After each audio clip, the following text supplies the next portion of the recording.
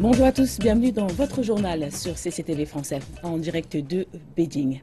Et nous débutons cette édition sur fond de tensions coréennes. La Corée du Sud fait savoir que la RPDC conduit des exercices militaires sur sa côte ouest samedi. De leur côté, les États-Unis intensifient leurs grandes manœuvres conjointement avec la Corée du Sud.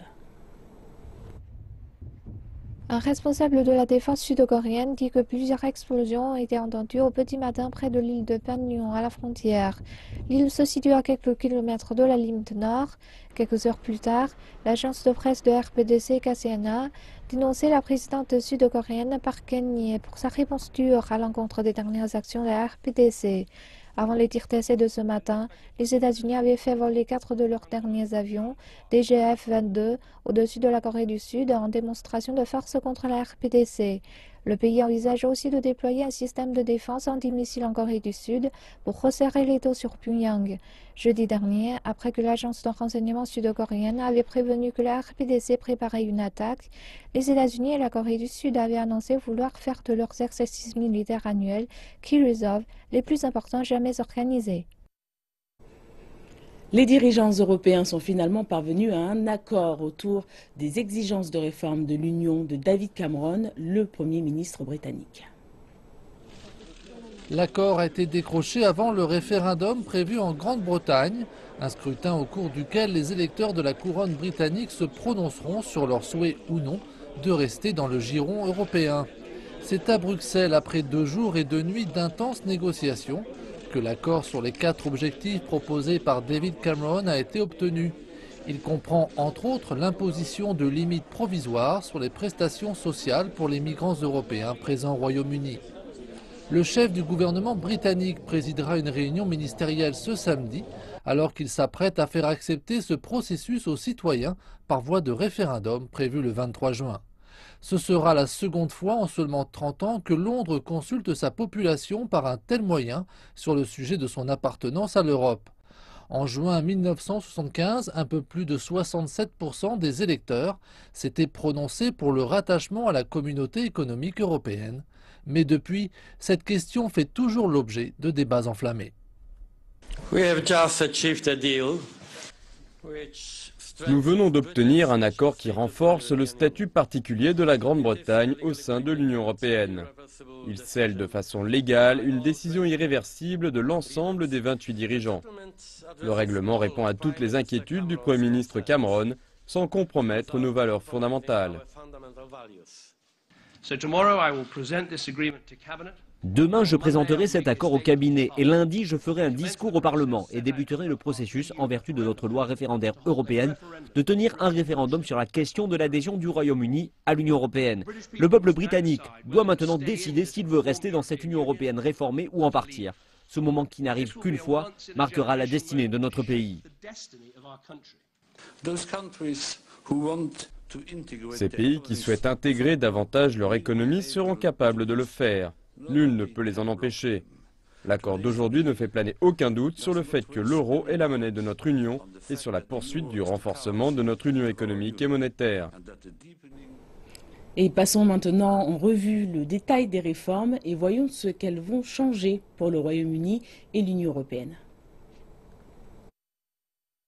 David Cameron a demandé un changement du traité et l'a obtenu. Lors de la prochaine modification des traités, il sera explicitement ajouté que le Royaume-Uni est dispensé de l'obligation de former avec les autres pays européens une union toujours plus étroite, qui est pourtant l'un des piliers de la construction européenne.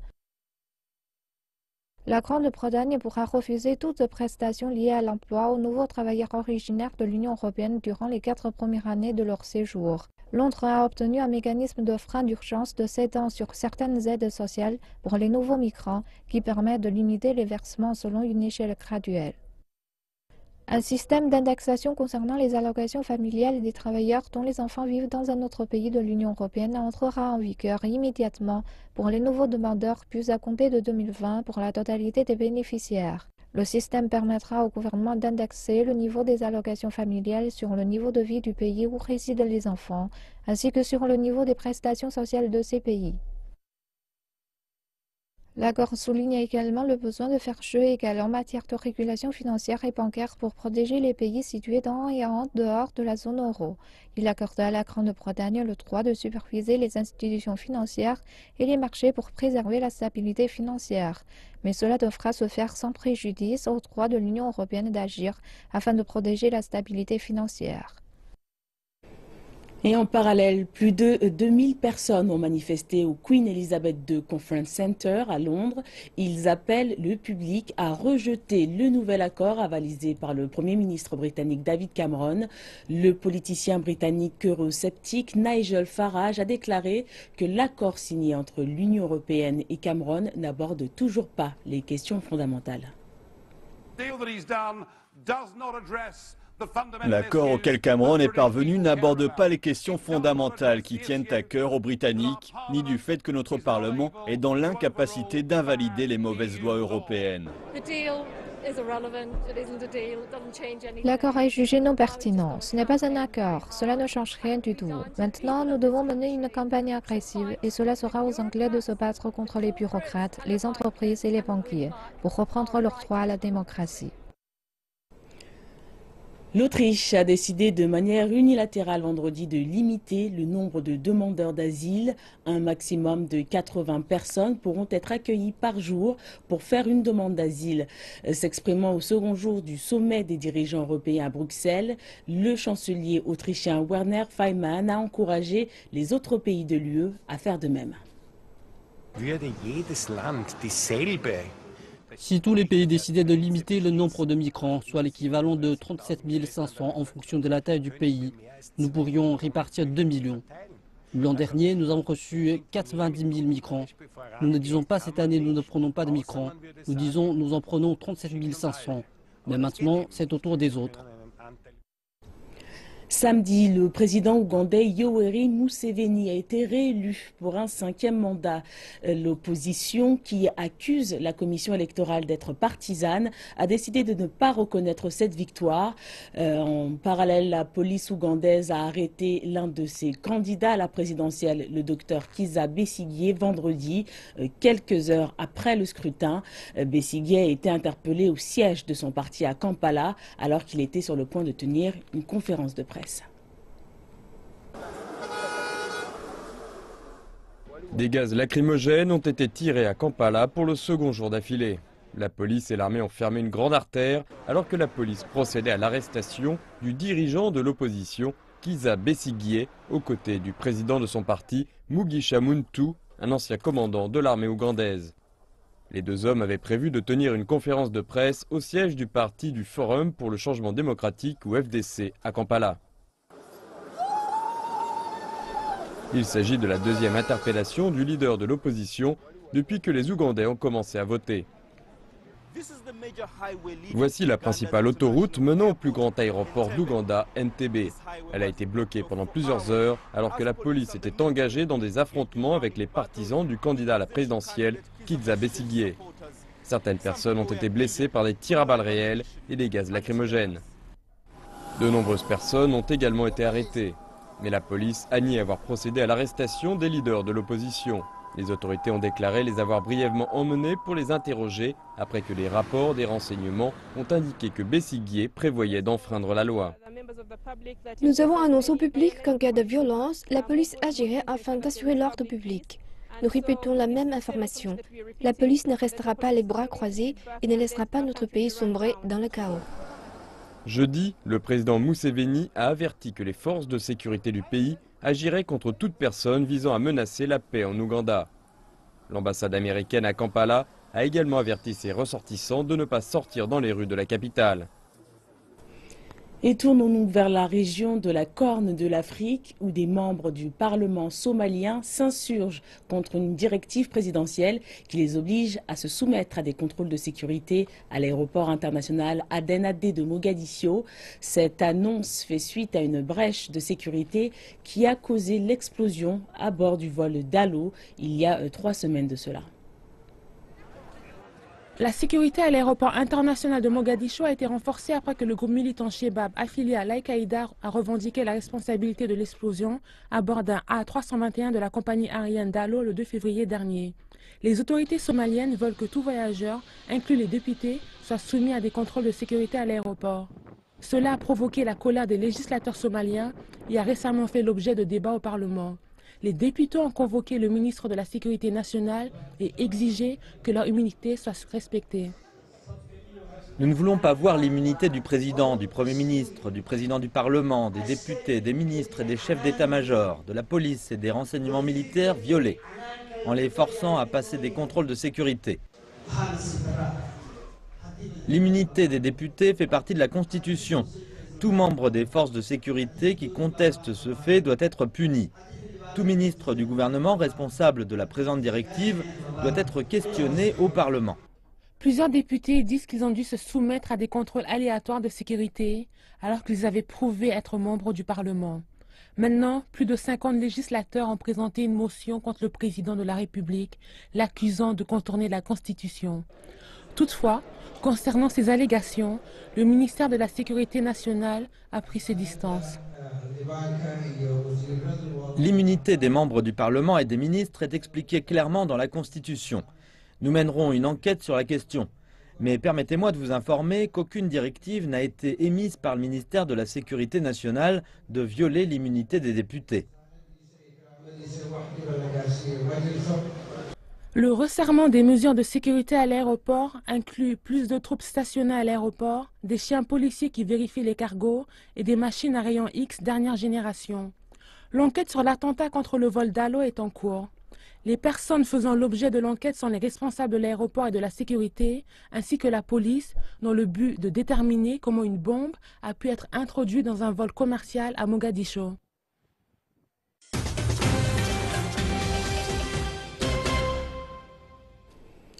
Merci de nous retrouver pour la deuxième partie de cette édition qui est dédiée à l'actualité chinoise.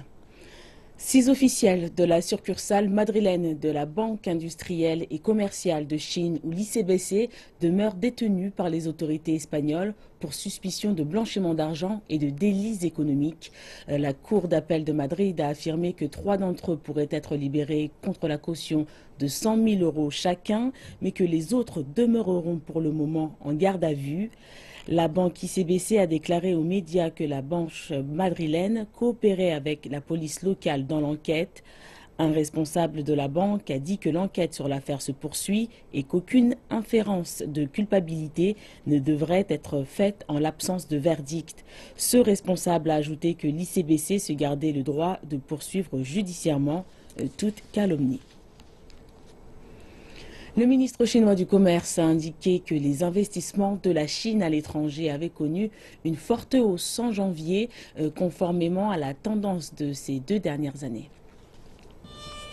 De la construction d'autoroutes en Afrique aux raffineries au Moyen-Orient, la Chine a bouleversé le paysage de l'investissement mondial.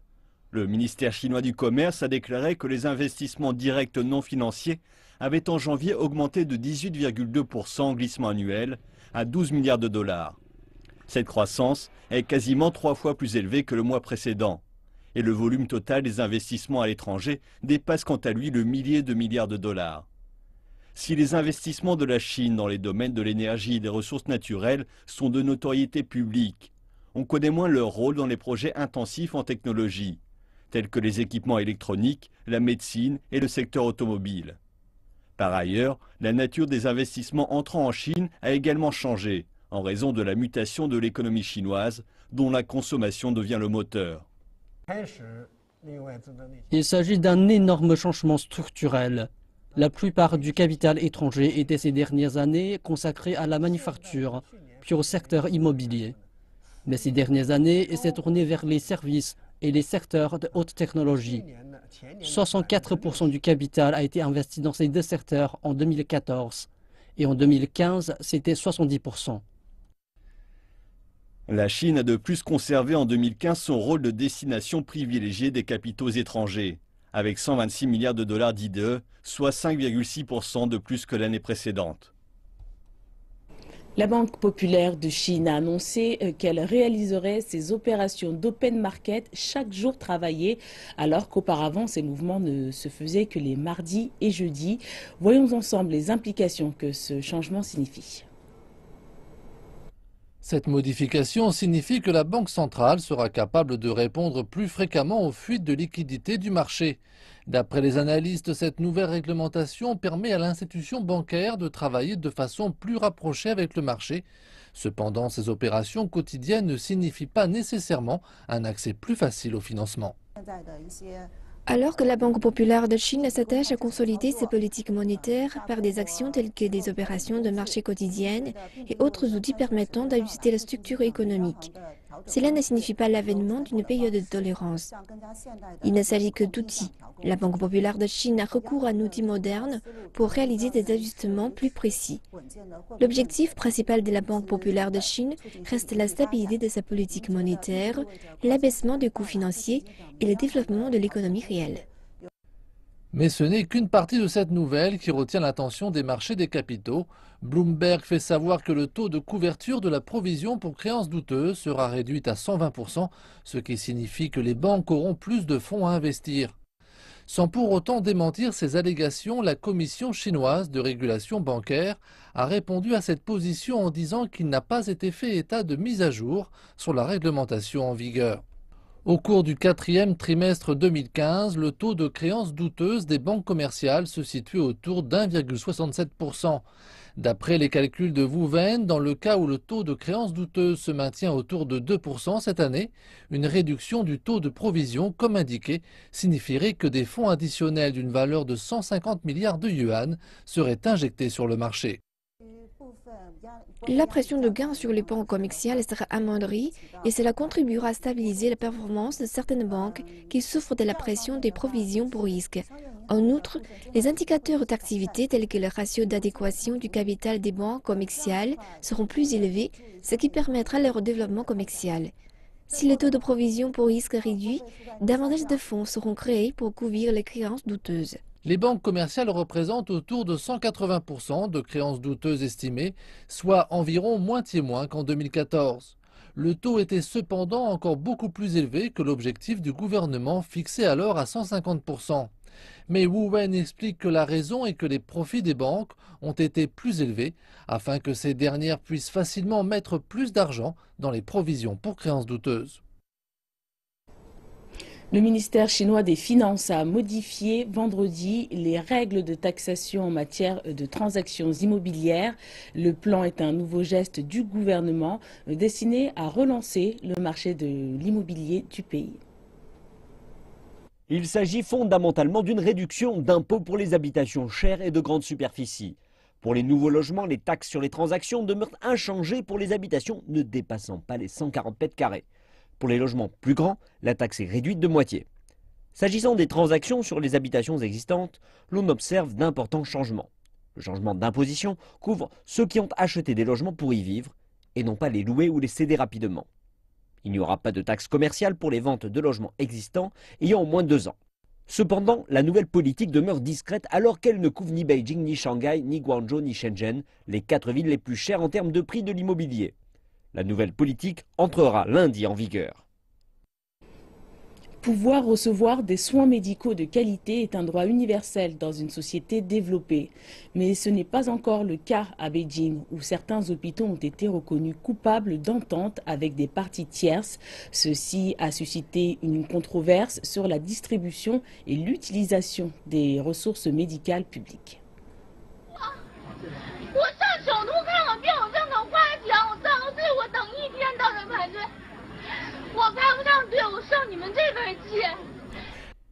Cette jeune fille en pleurs a fait un long voyage jusqu'à l'hôpital de Gwanghwamun à Beijing pour se faire soigner une infection à l'estomac. En arrivant, elle a découvert qu'un rendez-vous qui coûte 300 yuan était vendu par des intermédiaires pour 4500 yuan, 15 fois le prix officiel. Refusant cette solution, elle a passé 24 heures à faire la queue sans pouvoir obtenir de rendez-vous. Sa vidéo est devenue virale sur Internet. Beaucoup d'internautes se sont pris de sympathie pour cette jeune fille et ont avoué que ce genre de choses était courant. Les autorités ont pris acte et adopté de nouvelles mesures. À l'hôpital Tongjen, spécialisé en ophtalmologie et en ORL, les rendez-vous sont organisés. Nous avons fixé un plafond. Une fois qu'il est atteint, nous organisons des rendez-vous pour ceux qui n'ont pas pu en prendre. Le quota pour le département ophtalmologique est de 700 personnes. Le reste des patients obtiendra un rendez-vous pour le jour suivant. Dans cette maternité de Beijing, il existe des mesures adaptées aux femmes enceintes. Celles provenant d'autres hôpitaux et souhaitant faire un bilan de santé n'ont pas à faire la queue. La question fondamentale est l'adoption d'un système de soins multiniveaux à Beijing. D'ici la fin de cette année, nous allons annuler les rendez-vous non urgents dans les hôpitaux gérés par la municipalité et le gouvernement. Il s'agit d'une réforme majeure. Nous allons servir le peuple avec Internet et le téléphone. Nous allons former des gens qui aideront ceux qui n'ont pas pu obtenir de rendez-vous en ligne ou par téléphone. L'objectif est d'envoyer les personnes souffrant de maladies bénignes vers des établissements de niveau local afin de permettre aux personnes ayant des troubles graves d'obtenir les services dont ils ont besoin. Cette année, les médecins de rang supérieur cesseront d'accorder des consultations aux patients venant de l'extérieur et ne verront que les patients qui leur seront envoyés par d'autres médecins. Et ainsi s'achève cette édition. Merci de nous avoir suivis. On se retrouve dans 2h30 pour la prochaine édition. Excellente suite de programme.